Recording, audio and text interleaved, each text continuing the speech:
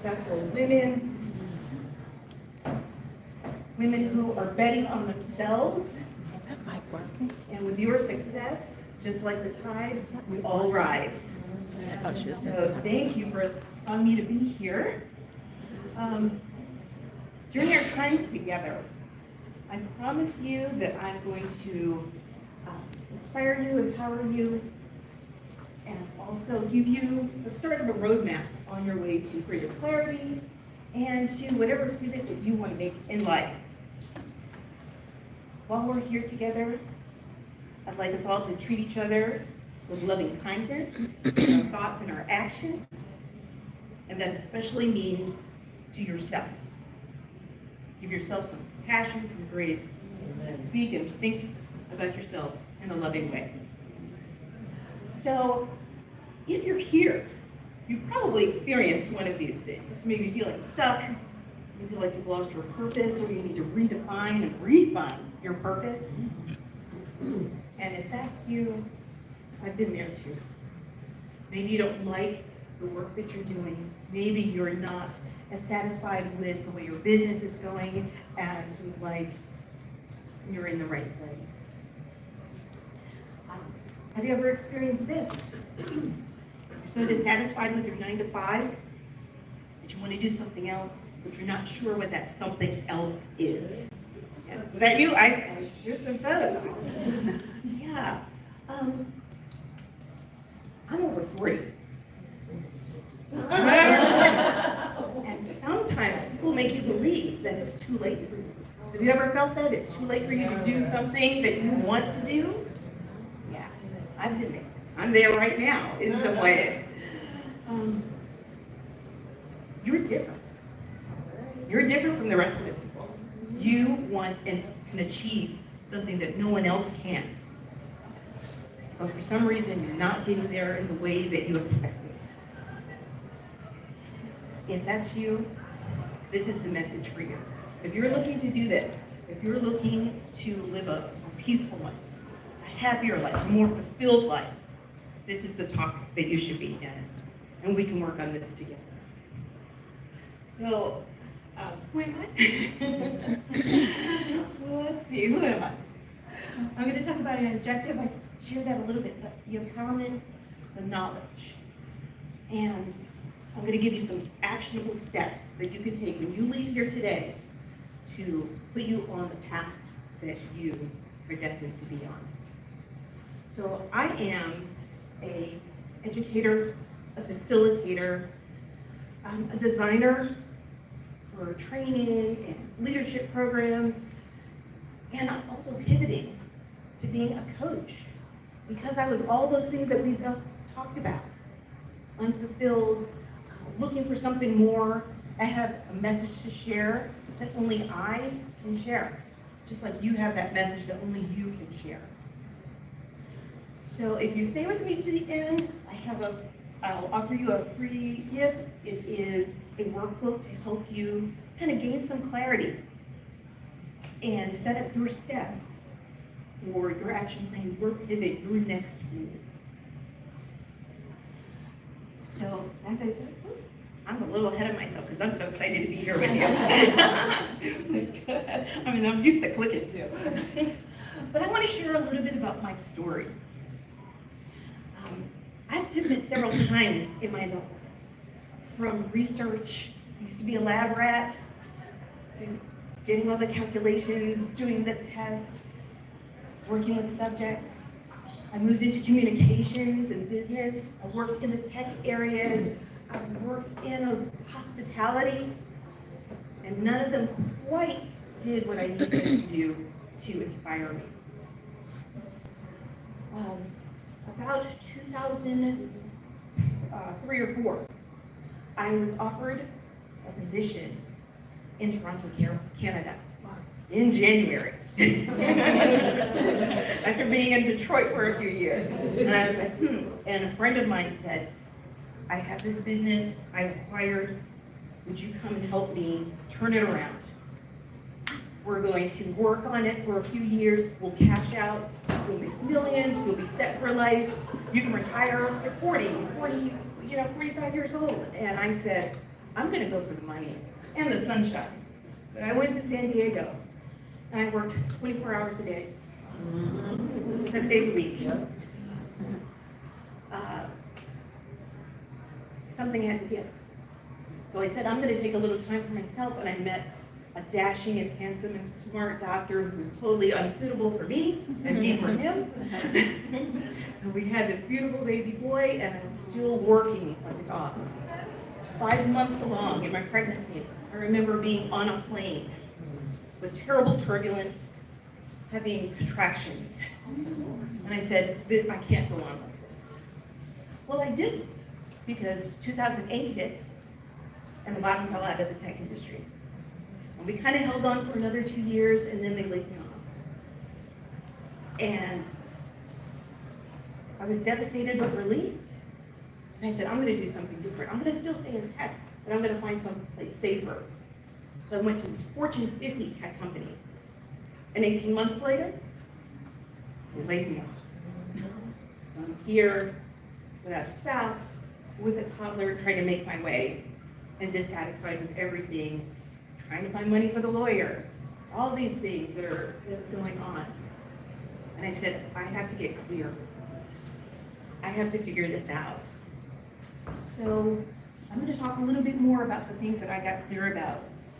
I have to kind of click through these. Thank you. When I got laid off the second time, they said in my letter, it's not because you're 40.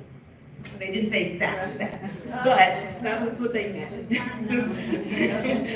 We didn't discriminate against you because you're 40, but all these other 40-year-olds and over got canned as well. But that put something in my head, and that gave me some fear that maybe I didn't have before. So what do I do now when I have all these additional responsibilities? I've learned a few things. I'm not too old to start over again. I'm not too old to make big moves. I can see it. I can see you right there. Everyone's agreeing with me. So I turned off all the distractions in my life during that time between being laid off that second time and what I started to do next. And the distractions that I took, that I turned off, I turned on some other things. I turned on my core values, and I tapped into that. I turned core values. Yeah, sorry. I turned to my core values and tapped into them. I tapped into my hobbies, my interests, my passions, and started to nurture them.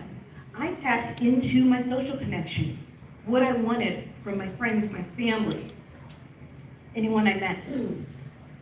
And these are the questions that I asked myself. And you're welcome to take pictures of this slide if you like, or you can go to my website, www.pivottoWholeness.com. But these are the questions that I asked myself.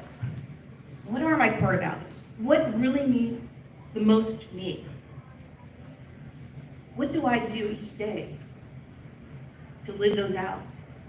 Are my actions in alignment with what I want? So if I say I want time freedom, am I choosing a role, a business that keeps me in a cubicle, 9 to 5, can't go on vacations? Am I in a storefront where I can never leave? If I want time freedom, my actions and thoughts have to align with that. The next things that I thought about were my hobbies and my passions. What were the things that really lit me up and made me feel alive and free? And I listed those out. I like to paint, I like to sing, I like to dance. I like to connect with people, I like to volunteer. And I listed those out, and I thought about all the skills that go with that. Could I teach someone to paint? Could I teach someone to sing? Could I teach someone to dance? Could I do any of those things that brought me joy and make that part of my daily life in any kind of business or role I chose? And then I thought about the connections I wanted with my family and how I wanted to nurture them. Who did I want in my life? who needed to stay, who needed to go. Because if they are not with you, that's your home. I knew I had the right people. That's right. Yes. Because they're not going to nurture that dream that you have. And that's okay. They have different dreams, but you are special. You are different. Your dreams are bigger. And they just light you up. They energize you. And I started to think about where I wanted to be in 10 years. What I wanted to be doing. And I closed my eyes and I thought, I'm going to wake up in a place with sunshine that shines on me. I can get up at my leisure. I can work for a few hours. I can take time to go out and play with my son or take a class. That was the life that I was looking for. And I had to imagine that. And every day I think about that. That's the life I'm working towards. And then I had to start making actions towards that. So think about this. What do you want to do in 10 years? Where do you want to be? And what will you regret if you don't take some action now to get to that place? So I'm going to have us move on here.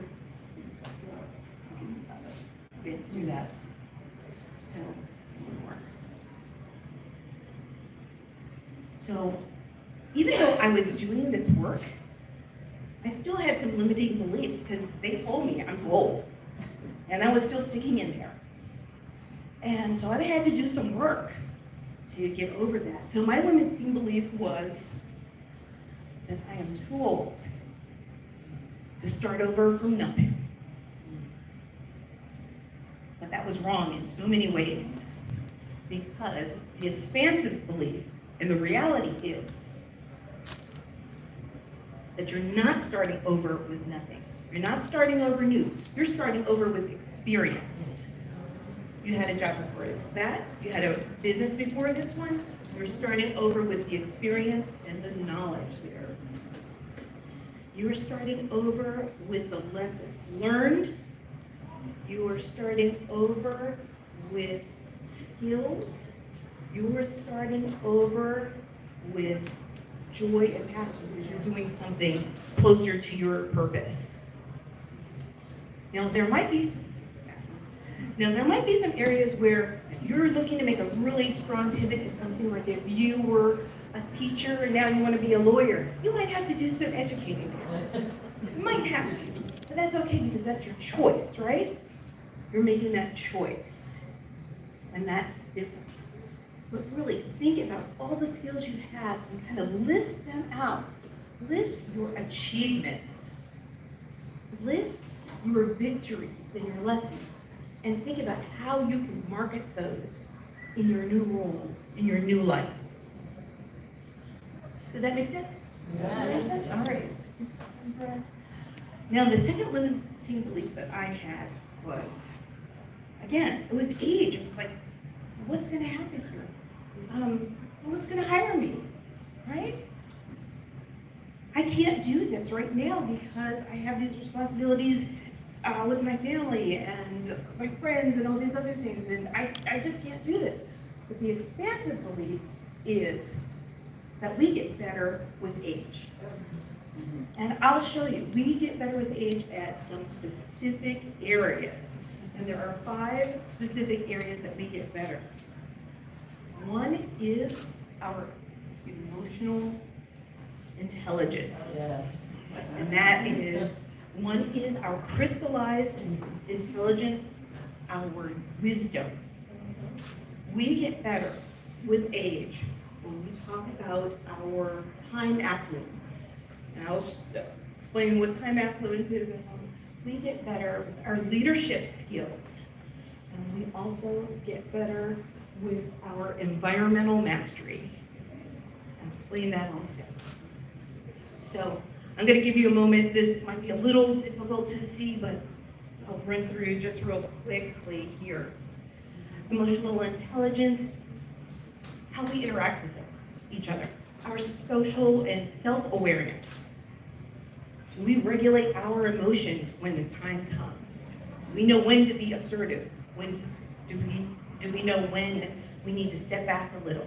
We know how to communicate to people in the way that they will understand. That's one of our skills as we grow older. Our wisdom. How many of you have ever solved a problem? Made a decision? You've had a lot of experience doing that. That's something that gets better. You get faster at it. These are all things that we could take with us when we are working on our business, if we're moving to a different role, anything. We have those skills. I said I would talk about time affluence, time wealth. Maybe you no longer have very young children at home, where you have to dedicate so much of your energies and creativity to bringing them up and nurturing them. You also know how to manage your time a little bit better now, right? Yep. You can say no. You know when to say no to things. Get your boundaries. And that helps you. That's a skill that you need in any role that you have. We also talk about your leadership skills. You've been successful. You led your family, you lead your social groups, your religious groups, you lead your business. You have those leadership skills. And then lastly, environmental mastery. You can walk into any room, take a look around, and understand the climate of that room, the culture of that business, the needs of that customer. And you can use that information to make decisions, provide wisdom, consult, and support the people who need to be supported. Those are only things that you can gain over time, over experience. So, what do you think? Is this helpful? Just reinforcing some things you already know there? Right. So those were two of the limiting beliefs. My last limiting belief that I'm going to share with you today is I'm too close to retirement. I can't take this risk.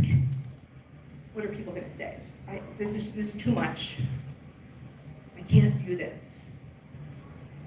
But what's the expansive belief? You tell me. Go big, go bold. You're not going to regret it.